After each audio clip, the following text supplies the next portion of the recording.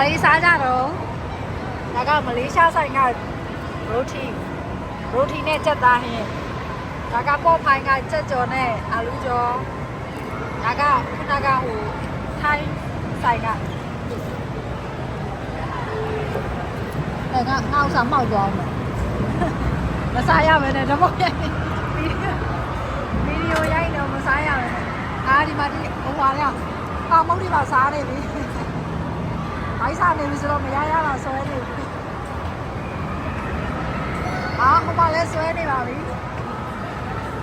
ခုနဒီမှာပဲဟိုကလေးလေးကြိုက်တဲ့ cheese ပါအထဲထဲမှာသူတို့ထည့်ထားတဲ့ cheese နဲ့လားဖြစ်ဒါအဲ့ဒါစား cheese ပါတယ်အေးစားအဲ့ဒါ cheese နဲ့အလဲပါလေ print လေးနဲ့ဖေသမီးဟိုလောက်နေပြီ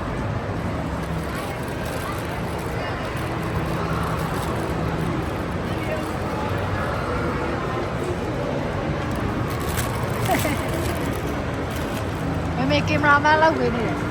လာကြတော့အရှိတိုးလိုက်လို့လေမေကင်မရာမန်လောက်ဝေးနေတယ်စားကြအကိုကြီးစားကောင်းလား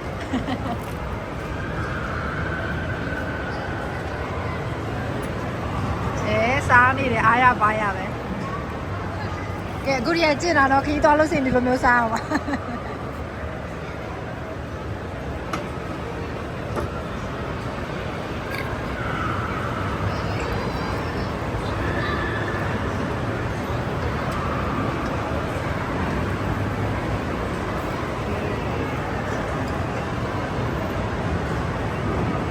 စားအောင်နဲ့ဘာကိုစားတော့